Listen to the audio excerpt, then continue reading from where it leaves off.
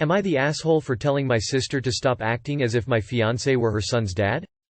My 24F sister, 23F, had my nephew Joe during her first year in college. The father is absent in his life and only pays CS. She has always hated the idea of my nephew growing without a father figure, and since our only brother is 17 and our dad passed 10 years ago, she dated recklessly for a while and introduced him to a bunch of dudes. 3 years ago I met my now fiancé, Gabriel, 28M.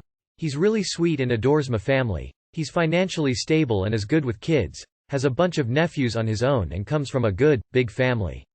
We've decided to be child-free, and if something happens to my sister and a few of Gabe's siblings, we're meant to be their legal guardians. For the past year my sister has grew comfortable with pushing Joe around Gabe. She always invites him to my nephew's activities, which is fine, but she acts as if Gabe were her guest and I'm his +1, not otherwise. Plus my brother used to be the one who got invited and he's not anymore. She asks Gabe to drive her and Joe to places, and my mom pointed out how they look like a family when he does it. She jokes about how much of a dad Gabriel is for Joe, and she had the audacity to ask him once if he was comfortable with adopting Joe, but she was drunk, so I'll give her that. Neither Gabe or I are comfortable with this. He doesn't know how to push it aside without hurting their feelings. My mom has told my sister countless times how this is inappropriate, but my sister always gets defensive and says that Joe chose him and is not her fault. Things blew up last weekend when Joe asked Gabriel if he could call him dad because mom said it was fine. My sister was looking at them with the biggest smile on her face, and I could notice how my mom and my brother were expecting his answer. Neither of them agree with it too. He sat Joe in his knee and kindly explained him how he wasn't his dad or even a dad figure, that he was Aunt's soon-to-be husband and that made him his favorite uncle, but even if he wasn't his dad, he would never leave him and they'll always be best friends. Joe, being the sweet kid he is, laughed and smiled and said that it was okay. Then he ran to the living room to play with something. I think the situation resolved itself okay, but my sister didn't like it and started to fight with us. My mom kept telling her to shut up, but she was saying things like, "What's wrong with you two? How can you say no to a little kid? He sees you as a father, so you should be proud of that." I had enough and I told her that Gabriel wasn't Joe's dad and that she needed to stop acting as if he was, because it was honestly embarrassing. She called me a selfish CNT and said that I was jealous of her kid. I just rolled my eyes and we decided to leave after. She later sent me a text saying that it was best if we step out of Joe's life for a while or we will end up confusing him because he doesn't understand that Gabriel is not daddy. But as far as I could say, he got it pretty well. ETA. I'm sorry. I didn't mean to say that we're already Joe's legal guardians, but if something happens to my sister, and we hope it never does, we'll be taking care of him. Also, my sister is not right. I agree with that, but I doubt she ever gets violent. Not the asshole, but you know your sister wants your fiancé, right? She is jealous of your life and wants to marry your fiancé and make him her kid's dad.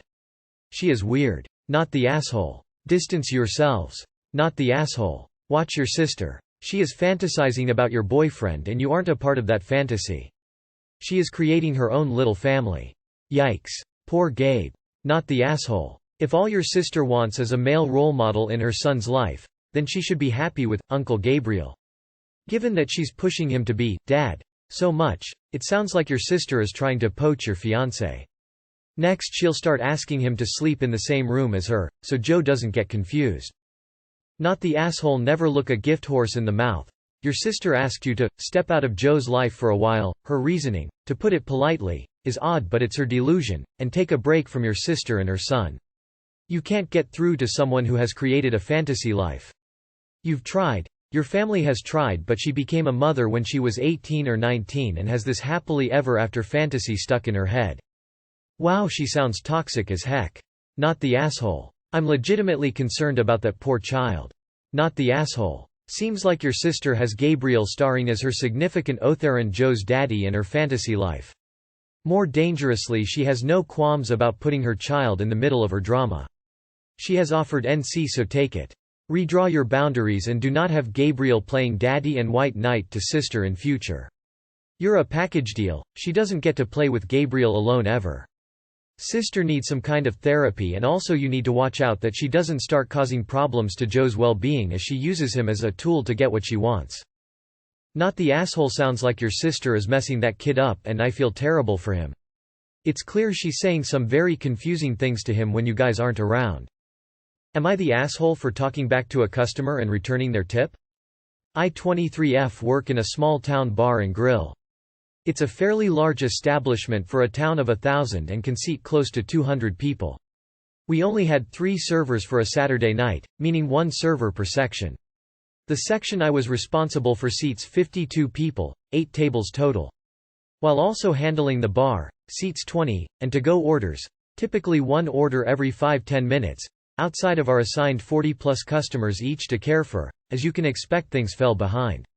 I had a group of younger friends come in together that asked if they could sit at a different table.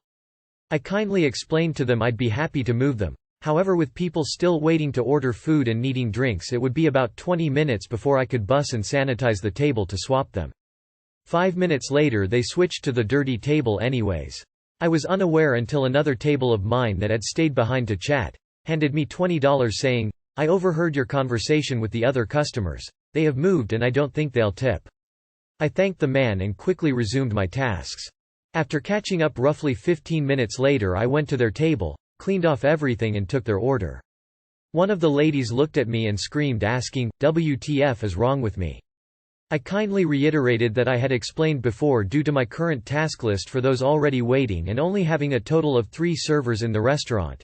I was in fact serious when I said it would take me close to 20 minutes to clear out a new table for them, and by them moving I now gained another table in my section that further set me back. The woman then proceeded to say, "If you can't handle your job," with the air quotes, "maybe get a new one." When she paid her tab, she rounded up to the next dollar, leaving me with a 48-cent tip on a $140 plus bill. I returned her change, looked her in the eyes and said, "Clearly you need this more than I do. I hope life gets better for you." She screamed at me again, calling me a bitch, and yelling to fellow patrons at the bar seat, stating she will never return because of me. After the adrenaline wore down, I began to feel as if my emotions got the best of me and I probably could have handled the situation better. She never called the restaurant to complain or anything, but I did tell the manager and my boss, who is also the owner, about the situation. They just laughed and I have faced no repercussions. Outsider POV and advice is very appreciated. Am I the asshole? Not the asshole. You handled it perfectly. She wanted to humiliate you and make you feel small. Instead you flipped the script and made her look petty while being very polite and calm. That's why she was so angry. I love that line. Clearly you need this more than I do. I hope life gets better for you. You are awesome. Not the asshole. I'm tired of the customer is always right bullshit culture. People shouldn't be able to treat service industry like shit with the expectation the server will just take it. Customers' bad behavior in general has gotten out of control in my opinion. Not the asshole, fuck her, she deserved it, rude boot that she is. Not the asshole, this lady seriously needs to check herself and her privilege. I can only hope her group of friends was disgusted by her behavior and a healthy dose of shame is applied. Not the asshole. Actually, I think you handled it beautifully by gently embarrassing that woman in front of her friends, which is the best thing you could have possibly done. She's angry because she wanted to see you get angry or upset, and you didn't give her that satisfaction. If I were your boss, I'd be proud. Not the asshole. Yes, we work in a public service, but that doesn't give anyone the right to treat you like shit. Sometimes, there's customers who need to know the world doesn't revolve around them, and while you'll happily serve them with respect, it works both ways. I am glad your employer was on your side with it. I am also lucky enough to work for a company who won't tolerate disgusting behavior towards their staff. For returning the non-tip, you're not only not the asshole, but a hero. Not the asshole. Customer is the asshole. And boss needs to hire more people, and/or what tables themselves. They laughed, knew you had too much work, but aren't doing anything to make your job better. Am I the asshole for telling my Sil that she obviously hasn't changed since her school days? My husband and I went to school together, and his sister, Mary, was a few years above us. Mary was a horrible bully who practically ran the school and made life hell for a lot of girls. It was serious enough that my husband later told me that their parents had to pay teachers and victims' parents a lot of money to keep quiet. Mary has done quite well for herself since school. She owns a quite big insurance firm which makes her a lot of money. She isn't a particularly nice person now, but I've always tolerated her for my husband's sake. Mary came by yesterday to speak to my husband about something. She is very stylish and is always dressed in that immaculate chic style. She wore heels, but as always took them off at our door because we have a shoes-off rule. We have a 15-year-old daughter, Anna, who is also going through a fashion phase. When Mary was starting to head off, we saw her in the hallway trying on Mary's designer heels. Mary demanded she remove them and Anna immediately did and said sorry. I told Anna she shouldn't try on people's things without asking, but Mary said a lot more. She started shouting, "Who the F do you think you are?" and berated Anna for a good few minutes, including saying Anna shouldn't touch what she couldn't afford. Anna burst into tears and ran upstairs. What Anna did was not right, but Mary did not need to cruelly berate her to tears like that. I said to Mary that what she said was disgusting and that she obviously hasn't changed since the days she tormented people at school. Mary put her shoes back on and left. My husband said the school comment was too far. I don't think it was. I understand why Mary was so angry. She's always been very protective over her precious clothes and those shoes were not cheap at all. But even so, Anna took them off immediately and apologized. She used a teenage girl's silliness as an excuse to bully and intimidate her. She is a disgusting person and I'm sick of my husband making excuses for her. Am I the asshole? Not the asshole for that. Absolutely the asshole for letting it get that far.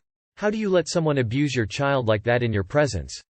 How did she get more than one sentence into that rant without you shouting her down and telling her that under no circumstances will she speak to your daughter like that? Do better. Mary clearly was an asshole for unloading on your daughter like that. You and your husband on the other hand let her berate your daughter. Your daughter is 15 and still touches other people's stuff without asking first? Apparently there is still a need for parenting and guidance here. Which is also on you. Not the asshole. I have to ask. Why do you even let a woman like her into your home? Just because she is your husband's sister, shouldn't be an excuse to let someone like her into your home. But have to say you are the asshole for even letting her talk to your daughter like that. Should have stopped and kicked her out of the house before it went that far. Didn't you try to stop Mary from berating your daughter? Info. What were you going for the good few minutes your child was being screamed at? Why would you just stand there watching that happen and do nothing about it? Anna, she's 15 not 7. She knows better. Also, has she never met your Sil? What did she think was going to happen? Sil people don't really change. They can try to behave better though, and she clearly doesn't try. The good couple of minutes wait to stop the verbal abuse. You could have immediately sent Anna away from the horrible Sil. Husband really? Standing up for a bully?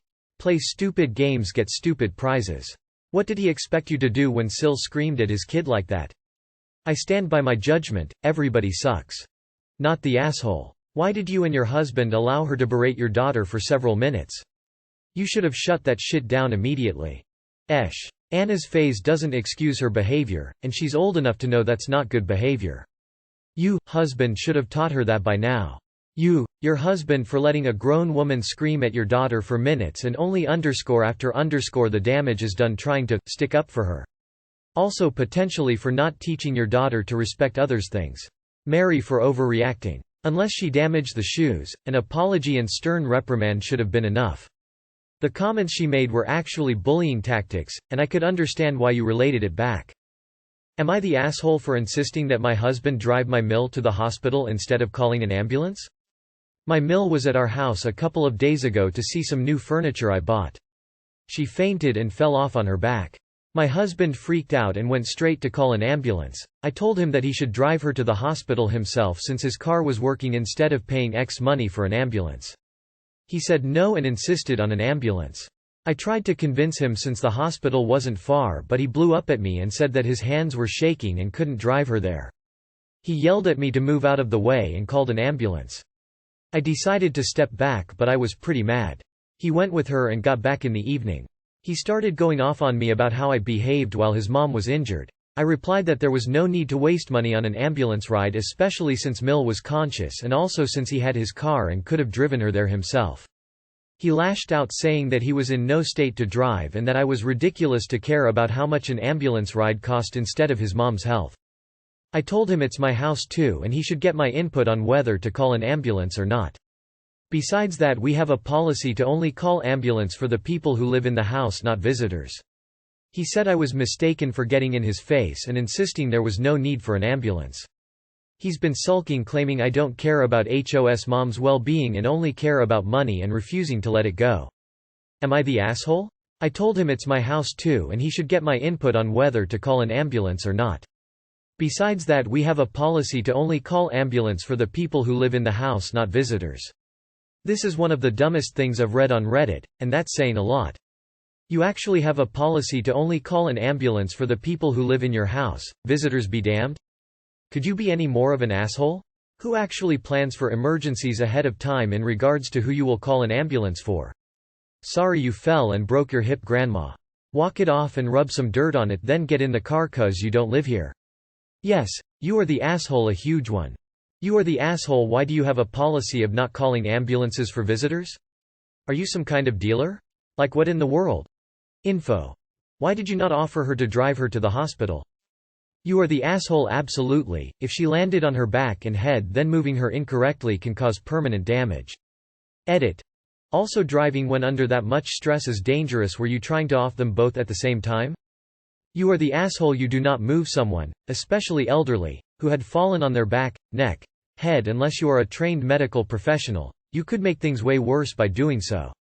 You are the asshole. A double one actually. When you have a medical degree and the necessary equipment, you can make a call about back and head injuries and how to transport a person to hospital. Until then, call an ambulance. You don't have to pay anyway. It falls back to the patient. And if it were your loved one, you wouldn't give a crap about the cost. Looks around for the cameras. This absolutely cannot be real. Considering you wouldn't be getting the bill for the ambulance ride, you are absolutely without. You are the asshole, and a few other things I can't say. Go twirl your bad guy mustache somewhere else. You are the asshole. What kind of messed up policy is that?